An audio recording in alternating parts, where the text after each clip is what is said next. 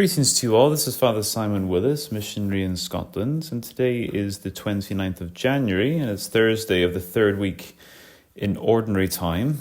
And today our Gospel is taken from the Gospel of Mark, chapter 4, verses 21 to 25. Jesus said to his disciples, "Is a lamp brought in to be placed under a bushel basket or under a bed, and not to be placed on a lampstand? For there is nothing hidden except to be made visible. Nothing is secret except to come to light. Anyone who has ears to hear ought to hear." He also told them, "Take care what you hear. The measure with which you measure will be measured out to you, and still more will be given to you. To the one who has, more will be given. From the one who has not, even what he has will be taken away." In today's Gospel, Jesus continues with the parables that were begun in yesterday's Gospel, where we heard about the parable of the sower. In fact, this fourth chapter of the Gospel of Mark contains 4 distinct parables.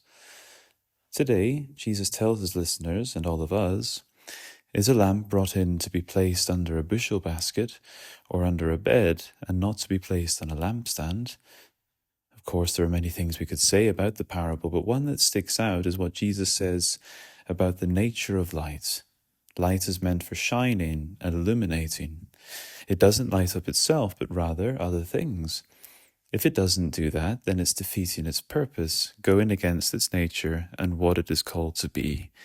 Light does not exist for itself.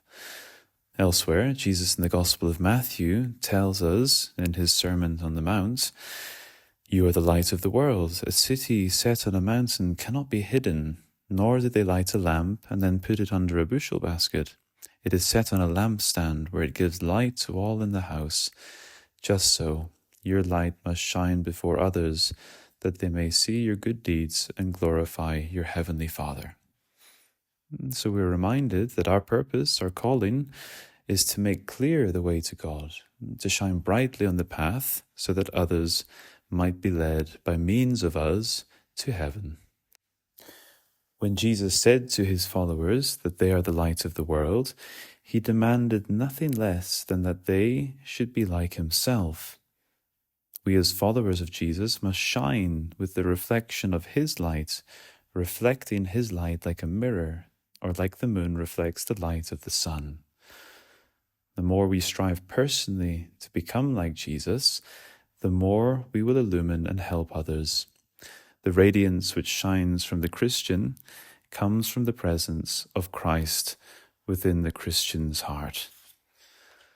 And in what ways are we the light of the world? Now, if we think about it, a light is something that is meant to be seen, which is also a guide. As a light of the world, we are meant to be seen. In other words, our following of Christ must be seen in every aspect of our lives. The living out of our faith cannot only be visible when we go to church, but must radiate in everything we do, everything we say. A Christian should be just as much a Christian in the factory, in the schoolroom, with friends, with colleagues, in the home. The Christianity of a man's life in the world should be evident to all. So light has to be seen. And also, as a light of the world, we are also called to be guides.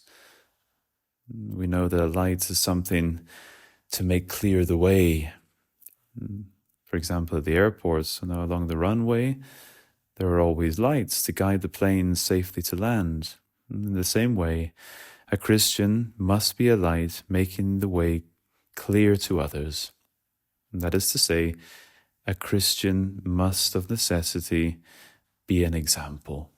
Always provide good example. This is to be a light. How our world of today is crying out for guiding lights, for saints, models of virtue, in order to be illumined as to the right direction to take in order to be happy, to be a guide. So we can ask ourselves, make an examination of ourselves today. Am I radiating Christ's light to the world, or am I blocking it? Or even if I'm not blocking Christ's light, am I radiating it as well as I can? If not, how can I do so better? So we can ask the grace today, through the intercession of the Blessed Virgin Mary, to live up to our Christian calling, to be true light to the world in order to help bring others to Jesus Christ.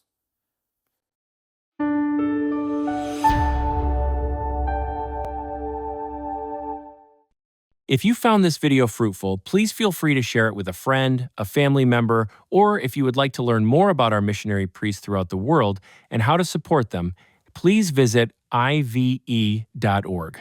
Thank you for watching, and God bless.